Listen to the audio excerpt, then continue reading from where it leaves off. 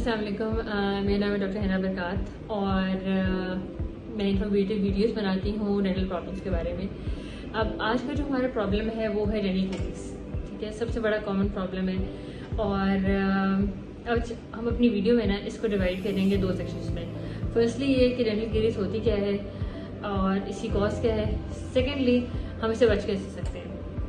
सबसे पहले हम बात करते हैं डेंटल केरीज के बारे में। डेंटल केरीज को आम तौर से हम कहते हैं दांत में खोड़ लग जाना, कैविटी हो जाना या दांत में सुराख लग जाना। ठीक है, और इसको अंडरस्टैंड करने के लिए हमें ये जानना पड़ेगा कि इसकी वजूहत कौन सी होती हैं, इसकी कॉजेज़ कौन कौन सी होती हैं। कॉजेज़ बेसिकली 4 होती हैं और इनका इंटरेक्शन होता है। जब इंटरेक्शन होता है तो उस वक्त ही डेंटल केरीज डेवलप होती है।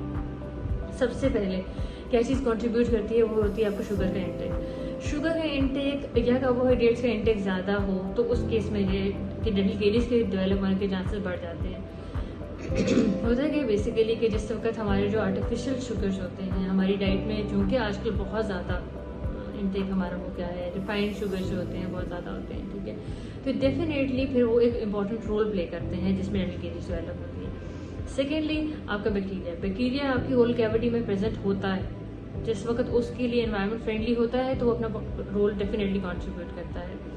थर्ड आपका टूथ सरफेस का साफ होना बड़ा ज़रूरी है इस चीज़ को अवॉइड करने के लिए।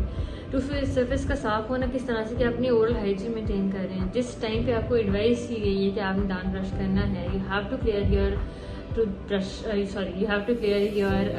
Tooth surface. ठीक है, तो उस वक्त आप कर रहे हो कि नहीं कर रहे हैं। ठीक है, बिकॉज आपकी डाइट तो वैसे ही है। ठीक है, the more you are eating everything you are eating, ठीक है, but you are not clearing it up, तो दैट मीन्स कि वहाँ पे बैक्टीरियल लोड डेवलप हो रहा है। ठीक है, so you have to understand this thing कि इन सारे द लास्ट फैक्टर कौन सा है? Last factor is your time. जितना आप टाइम दोगे सारी चीज़ को, यानी कि आपका बैक्टीरियल लोड है, आपके कार्बोहाइड्रेट का इंटेक है, आपकी टूथ सरफेस साफ नहीं है और that is being provided enough time.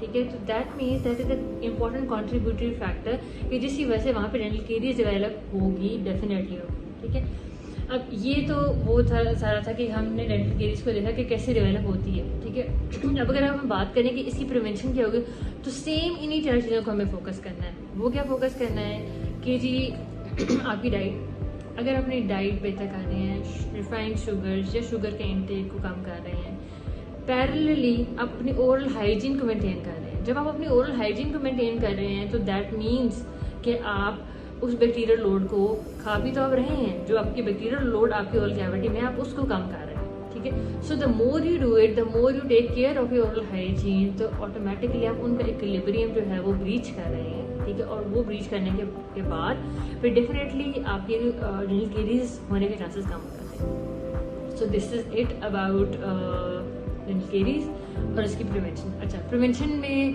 क्या चीज़ इंपॉर्टेंट है? प्रिवेंशन में ये चीज़ इंपॉर्टेंट है कि आपने ब्रशिंग करनी है। ठीक है, और ब्रशिंग किस वक्त करनी है? You know every dentist says कि जी रात को सोने से पहले।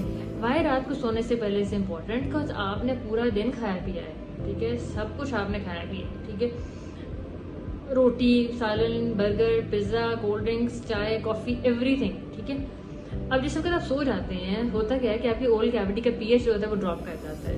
ठीक है, ओरल कैविटी का पीएच ड्रॉप करता है, यानी दैट इज मोर एसिडिक। अगर तो आपने ब्रशिंग की है, ठीक है, अगर आप अच्छे से दांत ब्रश करके सोए हैं तो दैट इज़ गुड कि वहाँ पे फिर इतना ज़्यादा एसिडिक एक्टिविटी नहीं होगी, और एसिडिक एक्टिविटी नहीं होगी तो दांत को केरीज डेवलप नहीं होगी। ठीक है, लेकिन अगर आप ब्रशिंग करके नहीं सोए तो वो सब कुछ जो आपके मुंह में है that is a good contributory factor for the increase of the bacterial load. ठीक है, तो इसलिए सारे डेंटिस्ट जो होते हैं वो आपको इसी बात पर फोकस करते हैं कि you have to brush your teeth specially at night. In the morning is must, after eating any sticky food, इस तरह की जो चीज़ें हैं जो कि that are much sugary, all the dentist advise के जी रिंस द माउथ एटलीस्ट। ठीक है, so brushing twice a day is must, duration 2 to 3 minutes is must, और इसके अलावा brushing in the right direction is must, उसके लिए एक सेपरेट वीडियो होगी।